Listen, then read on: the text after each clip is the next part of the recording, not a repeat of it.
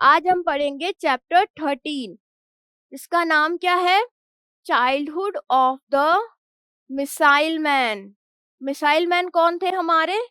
APJ Abdul कलाम, जो कि हमारे 11th प्रेसिडेंट रह चुके हैं। और इनका जो चाइल्डहुड था, इनका बचपन कैसा था, उसके बारे में इस चैप्टर के अंदर आज हम डिटेल से पढ़ेंगे कि कैसे उन्होंने स्कूलिंग की, उनके कौन कौन से फ्रेंड्स थे, कैसे उनको मिसाइल मैन का टैग मिला। ये सारी चीजें आज हमको इस चैप्टर के थ्रू पता लगेगी। तो चलिए शुरू करते हैं। APJ Abdul Kalam was a prominent Indian scientist who served as the 11th President of India from 2002 to 2007। अब ये जो हमारे APJ अब्दुल कलाम थे, वो इंडिया के बहुत ही इम्पोर्टेंट साइंटिस्ट थे, प्रोमिनेंट साइंटिस्ट थे, जिन्होंने क्या किया था, मतलब जो क्या थे, हमारे इंडिया के प्रेसिडेंट भी थे, 11th प्रेसिडेंट थे, जो कि 2002 से 2007 तक प्रेसिडेंट रहे थे। Renewed for his pivotal role in the nation's civilian space program and military missile development, he is fondly called the Missile Man of India। अब इनको मिसाइल मैन ऑफ इंडिया क्यों कहा जाता था? इनका नेशन सिविलियन स्पेस प्रोग्राम में एक बहुत बड़ा इम्पोर्टेंट रोल रहा है और मिलिट्री मिसाइल डेवलपमेंट में भी इनका बहुत ही बड़ा रोल रहा है, इसलिए इनको मिसाइल मैन ऑफ इंडिया के नाम से जाना जाने लगा। चलिए अब चैप्टर को जल्दी से स्टार्ट करते हैं।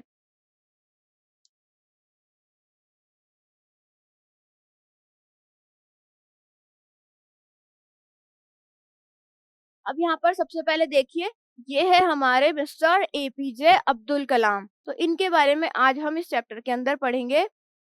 I was born in a middle class Tamil family in the island town of Rameshwaram in the erstwhile Madras state। erstwhile मतलब फॉर्मली कॉल्ड, मतलब पहले इस नाम से जाना जाता था। अब एपीजे अब्दुल कलाम बता रहे हैं कि मेरा जो जन्म है वो एक मिडिल क्लास तमिल फैमिली में हुआ था, जो कि एक आइलैंड टाउन था, कहाँ पर, रामेश्वरम के अंदर, जो कि अभी मद्रास स्टेट के नाम से जाना जाता है। My father Jainulabdeen had neither much formal education nor much wealth.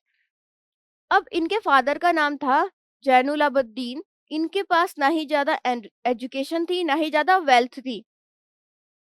Despite these disadvantages, I passed great innate wisdom and a true generosity of spirit।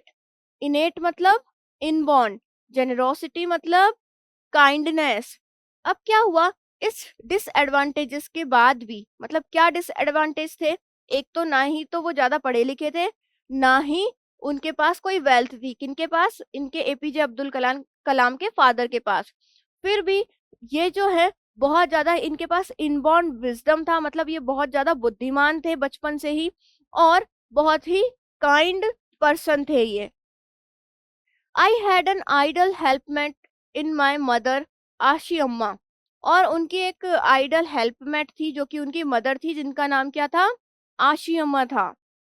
I do not recall the exact number of people she fed every day, but I am quite certain that far more outsiders ate with us than all the members of our own family put together।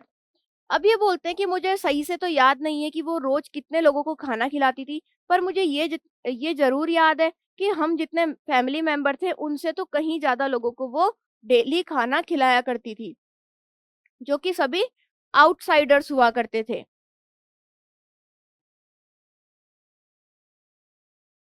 I was one of many children, a short boy with rather undistinguished looks, born to tall and handsome parents।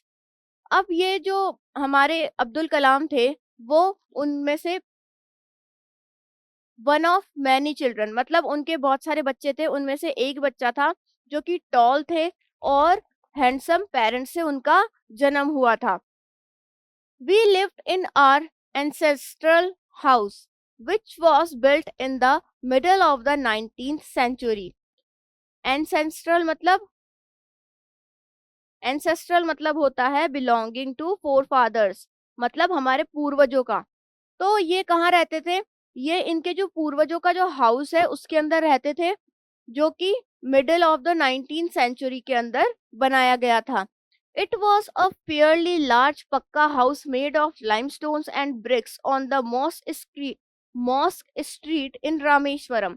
और ये एक पक्का मकान था जो कि limestone और ईंटों से बना हुआ था, जो कि मॉस्क स्ट्रीट है रामेश्वरम में, उसके पास में बना हुआ था।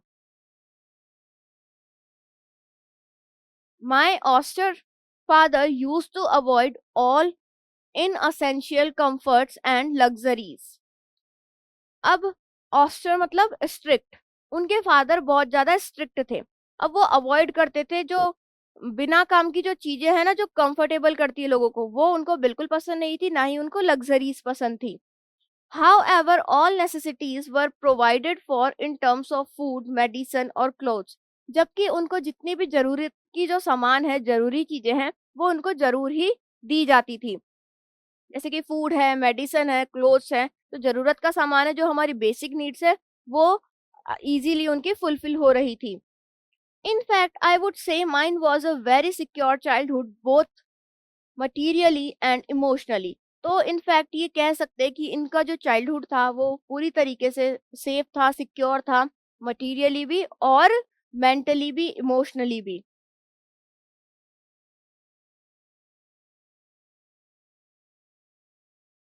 The Second World War broke out in 1939 when I was 8 years old. अब ये जो एपीजे अब्दुल कलाम है, जब 8 साल के थे 1939 में, जब क्या हुआ था, हमारा सेकेंड वर्ल्ड वॉर स्टार्ट हुआ था।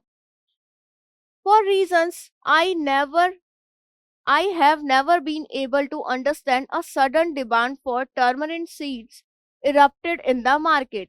और उस टाइम पे ये तो इतने छोटे थे, इनको समझ में नहीं आया कि जो टर्मरिन सीड्स है, उनकी जो डिमांड है इतनी ज्यादा क्यों बढ़ गई है अचानक से मार्केट के अंदर। I used to collect the seeds and sell them to a provision shop on Mosque Street.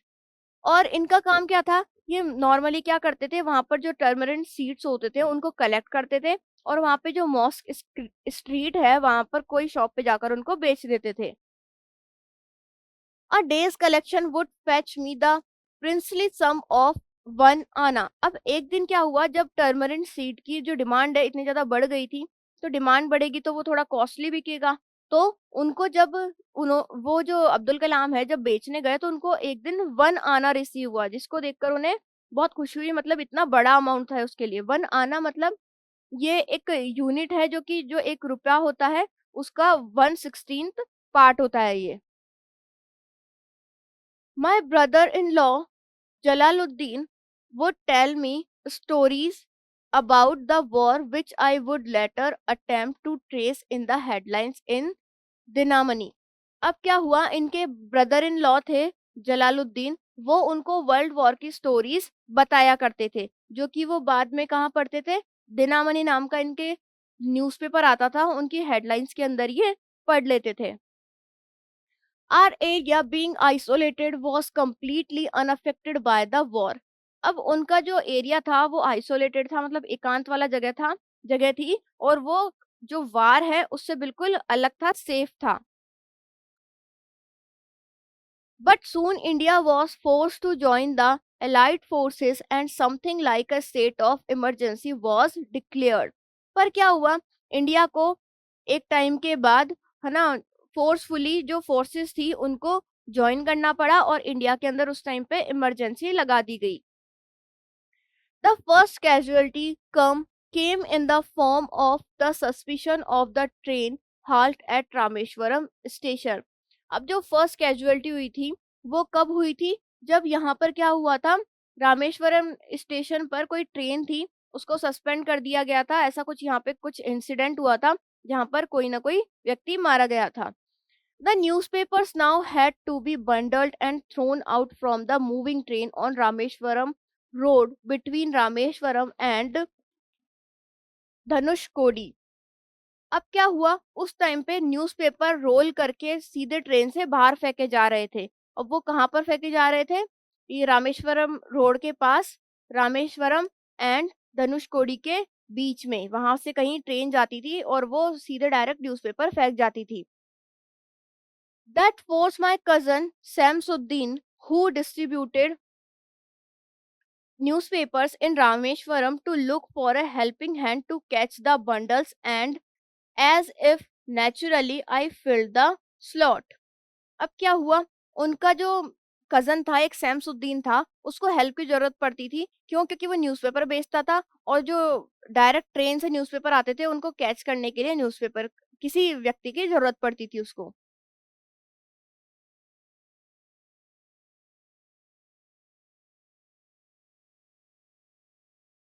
Shamsuddin helped me earn my first wages.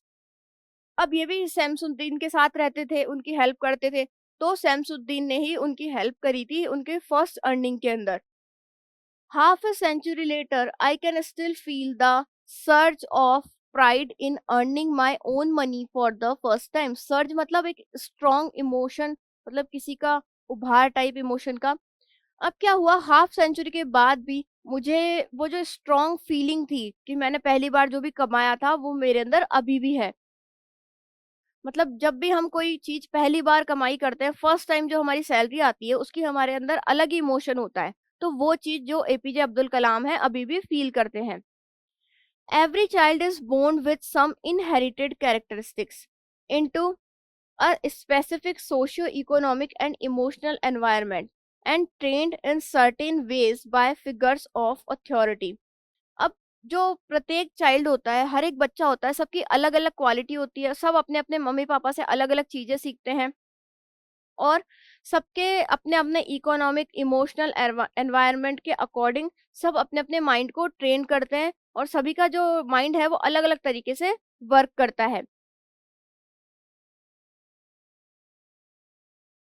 I inherited honesty and self-discipline from my father. From my mother, I inherited faith in goddess, goodness and deep kindness. अब इनके पापा से इन्होंने क्या inherit किया था, इनको उत्तराधिकार में क्या मिला था, मतलब इनकी जो जनरेशन के थ्रू, मतलब फादर से कुछ गुण आते हैं ना अपने बच्चे में, वो गुण कौन से थे? इनको ऑनेस्टी और सेल्फ डिसिप्लिन इनको अपने फादर से मिला था। और मदर से क्या मिला था? गुडनेस और डीप काइंडनेस इनको रिसीव हुई थी। And so did my three brothers and sister. और जो इनके थ्री ब्रदर और सिस्टर थे, उनको भी वो सारी चीजें ही मिली थी। I had three close friends in my childhood, Ramananda Shastri, Aravindan and Shiva Prakashan. अब एपीजे अब्दुल कलाम के बचपन में तीन दोस्त हुआ करते थे। पहले का नाम था रामानंदा शास्त्री, दूसरे का नाम था अरविंदन, तीसरे का नाम था शिव प्रकाशन। All of these boys from Orthodox Hindu ब्राह्मण फैमिलीज। और ये तीनों ही लड़के कैसे थे? हिंदू ब्राह्मण फैमिली से बिलोंग करते थे, जो कि बहुत ज्यादा रूढ़िवादी हुआ करती थी। ऑर्थोडॉक्स मतलब रूढ़िवादी। As children, none of us ever felt any difference amongst ourselves because of our religious differences and upbringing. अब क्या हुआ, ये तीन दोस्त थे और चौथे अब्दुल कलाम थे। अब अब्दुल कलाम तो हमारे क्या थे? मुस्लिम थे और ये बाकी तीनों कट्टर जो ब्राह्मण होते हैं वो थे। लेकिन फिर भी इनके अंदर कोई भी डिफरेंसेस नहीं थे। ये आराम से हंसते खेलते साथ में पढ़ाई करते, क्योंकि जिस तरीके से इनकी परवरिश हुई थी, इन्होंने अपने आप में भेदभाव नहीं किया था।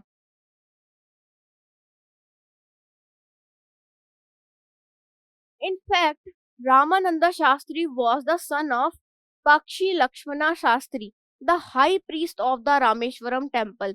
जबकि क्या था, जो रामानंदा शास्त्री है वो रामेश्वरम का जो टेम्पल था उनका हाई प्रीस्ट हुआ करते थे। मतलब वो एक बहुत ही उच्च पंडित थे, उसके फादर, जो कि कौन थे? पाक्षी लक्ष्मणा शास्त्री थे। Later he took over the priesthood of the Rameswaram temple from his father. अब बाद में क्या हुआ, उसके फादर के बाद उसका जो दोस्त था वो भी पंडिताई में लग गया। Arvindan went into the business of arranging transport for visiting pilgrims, and Shiv Prakashan became a catering counter contractor for the Southern Railways. अब जो अरविंदन था, वो जो वहां पे यात्री वगैरह आते थे उनके लिए ट्रांसपोर्ट की व्यवस्था करवाने में लग गया, मतलब वो ये काम करने लग गया। और जो थर्ड दोस्त था इनका शिव प्रकाशन, वो केटरिंग कॉन्ट्रैक्टर बन गया सदर्न रेलवेज के अंदर। During the annual Shri Sitarama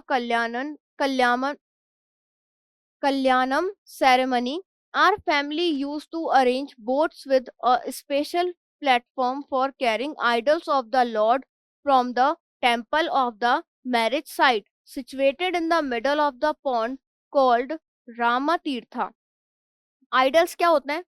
जो देवी देवता होते हैं, भगवान होते हैं, उनकी जो बड़ी बड़ी जो मूर्ति होती है वो। अब क्या हुआ, एक इनके कुछ सेरेमनी होती थी, श्री सीता माता कल्याणम सेरेमनी होती थी इनके यहाँ पे, जहाँ पर इनकी फैमिली क्या अरेंज करती थी, वहां पर बड़े बड़े जो देवी देवताओं के जो मूर्तियां लगती थी उनको अरेंज करने का काम इन्हीं का होता था, जो कि टेम्पल टू मैरिज मतलब टेम्पल से मैरिज साइट पर पहुंचाई जाती थी। Situated in the middle of the pond called Rama तीर्था, जो कि कहाँ पर सिचुएटेड था, जो रामा तीर्था पॉन्ड था उसके मिडल के अंदर ये सिचुएटेड था। Which was near our house, जो कि इनके घर के पास था। किनके घर के पास? एपीजे अब्दुल कलाम के घर के पास। Events from the Ramayana and from the life of the prophet were the bedtime stories my mother and grandmother would tell me the children in the family.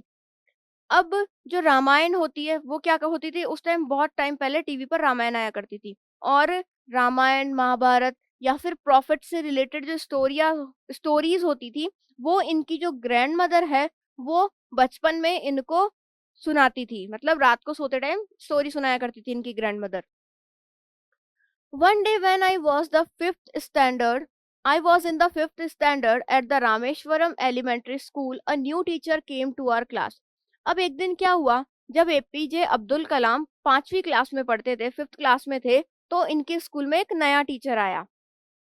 I used to wear a cap which marked me as a Muslim. उस time पे ये जो अब्दुल कलाम थे ये क्या करते थे, एक कैप पहनते थे जिसकी वजह से लोगों को पता लग जाता था कि हाँ ये मुस्लिम है।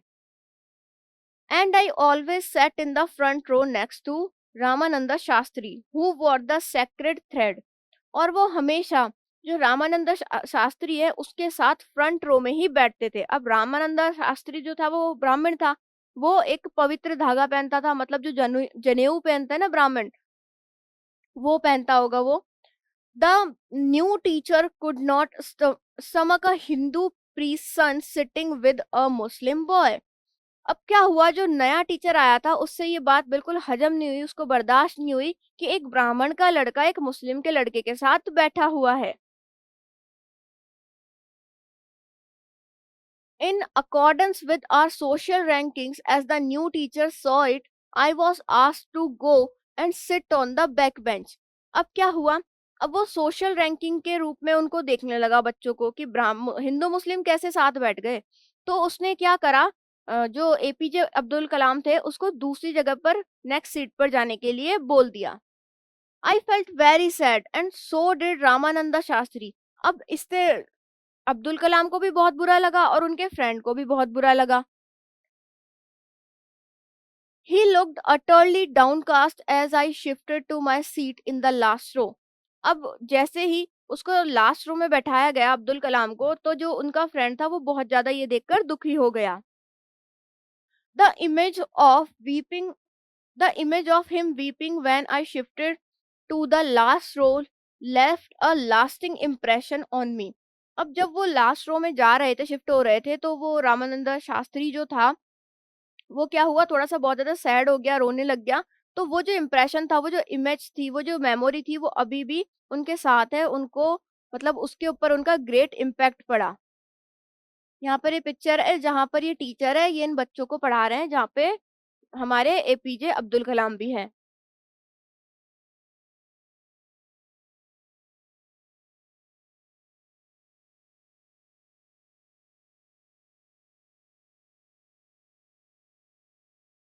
After school, we went home and told our respective parents about the incident.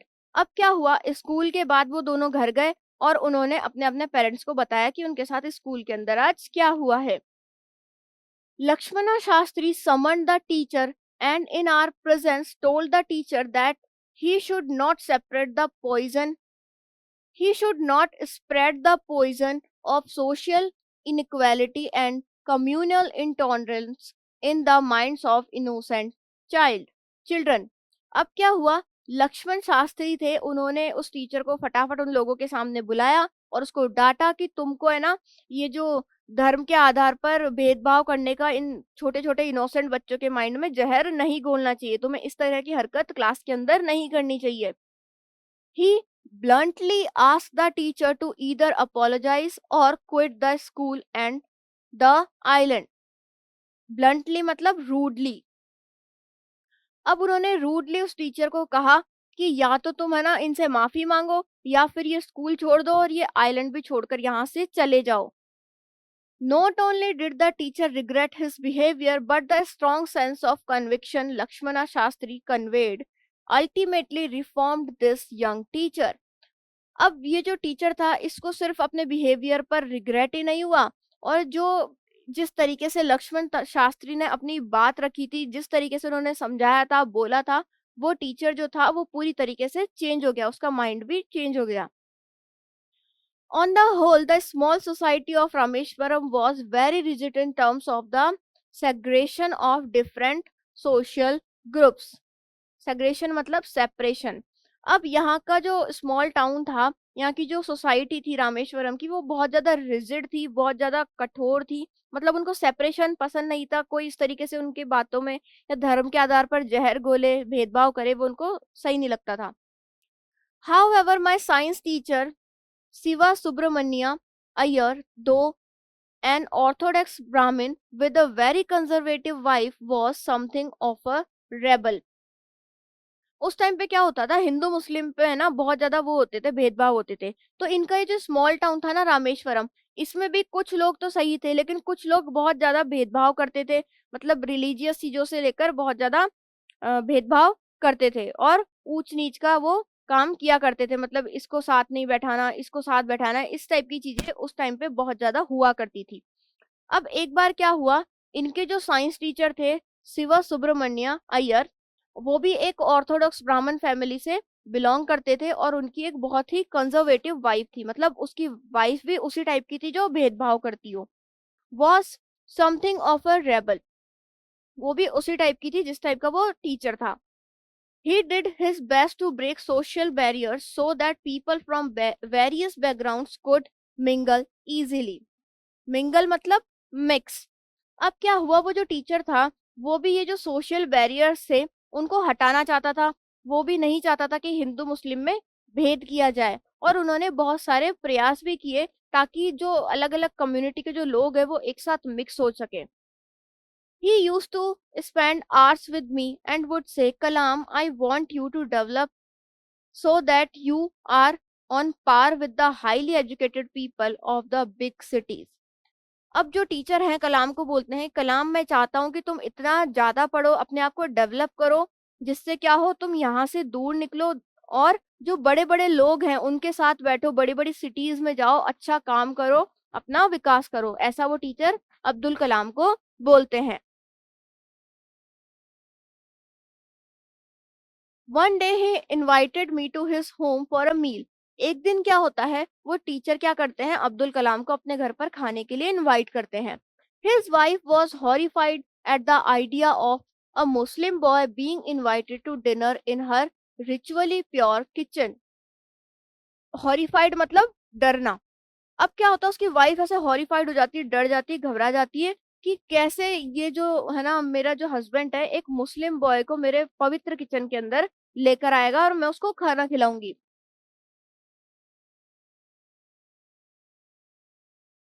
She refuse to serve me in kitchen, और वो मना कर देती कि मैं उसको अपने किचन के अंदर खाना नहीं खिलाऊंगी.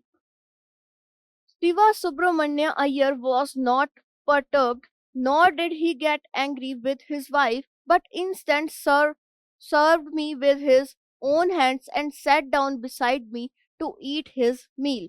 अब क्या हुआ, उसकी वाइफ की इस हरकत से ना ही उसे गुस्सा आया, ना ही वो एंग्री हुआ, बल्कि इसके बजाय उसने क्या करा, उनके टीचर ने खुद उनको खाना परोसा और उनके साथ में बैठकर खाना खाया. His wife watched us from behind the kitchen door. और उनकी जो वाइफ थी वो किचन के दरवाजे से पीछे से देख रही थी उन दोनों को. I wondered whether she had observed any difference in the way I ate rice, drank water or cleaned the floor after the meal.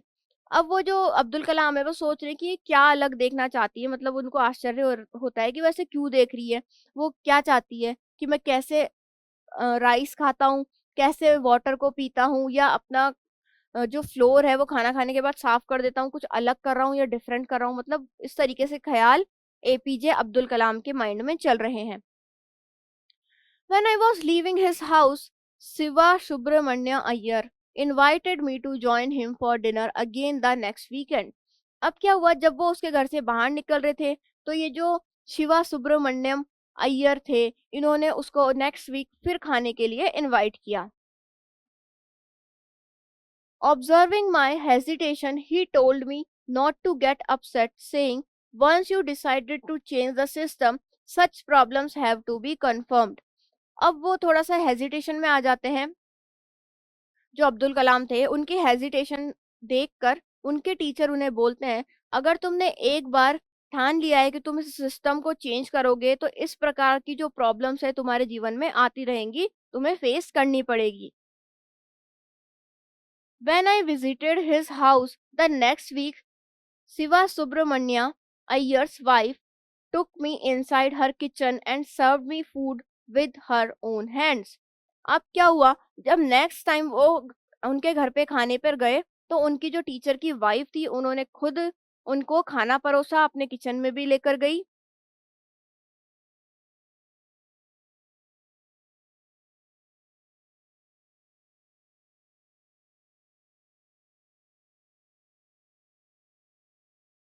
देखिए हमको पिक्चर दिखाई गई है जहाँ पर ये इनकी वाइफ है, ये खुद खाना परोस रही है। ये हमारे एपीजे अब्दुल कलाम है और ये उनके टीचर हैं। Then the Second World War was over and India's freedom was imminent. अब उस टाइम पे क्या हुआ था, जो सेकेंड वर्ल्ड वॉर चल रहा था वो ओवर हो चुका था और इंडिया की जो जीत थी वो पक्की हो चुकी थी। इमिनेंट, नियर, इंडिया की जीत नहीं, मतलब इंडिया की जो फ्रीडम थी वो बहुत ही ज्यादा नजदीक थी, वो कंफर्म थी कि इंडिया को अब ब्रिटिशर्स जो थे उनसे आजादी मिल जाएगी। Indians will build their own India, declared Gandhi ji. अब उस टाइम पे गांधी जी ने डिक्लेयर किया कि जो इंडिया है वो अपना खुद का इंडिया, फ्री इंडिया बनाएगा। The whole country was filled with an unprecedented optimism. Unprecedented मतलब अनइक्वल, ऑप्टिमिज्म मतलब ब्राइटर साइड ऑफ थिंग्स। अब क्या हुआ, पूरा जो देश था वो कैसे भर गया, पूरी आशा से भर गया, जोश से भर गया। अगर हम आजाद होते तो हमको कितनी खुशी होती है, उस फीलिंग से पूरा इंडिया उस टाइम पे भरा हुआ था। I asked my father for permission to leave Rameswaram and study at the district headquarter in Ramanathapuram. अब क्या हुआ, उन्होंने अपने फादर से परमिशन ली कि मैं रामेश्वरम छोड़कर जाना चाहता हूँ और स्टडी करना चाहता हूँ डिस्ट्रिक्ट हेडक्वार्टर जो कि है रामानाथपुरम के अंदर। हमारा चैप्टर यहीं फिनिश। अब हम देखते हैं इसके tick the correct options. First है APJ Abdul Kalam was born in Tamil Nadu.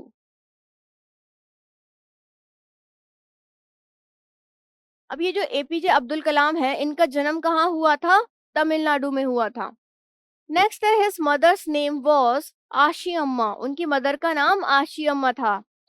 Next है he was 8 years old when the second world war broke out, वो जब 8 साल के थे जब सेकेंड वर्ल्ड वॉर हुआ था। नेक्स्ट है dash marked Abdul Kalam as a Muslim. अब उनकी जो कैप थी उसकी वजह से पता लगता था कि वो एक मुस्लिम है। नेक्स्ट है APJ Abdul Kalam inherited honesty from his father. जो एपीजे अब्दुल कलाम है उनको ऑनेस्टी किससे मिली थी, उनके फादर से मिली थी। तो हमारा अब्दुल कलाम का जो ये जो चैप्टर था ये यहीं पर फिनिश होता है।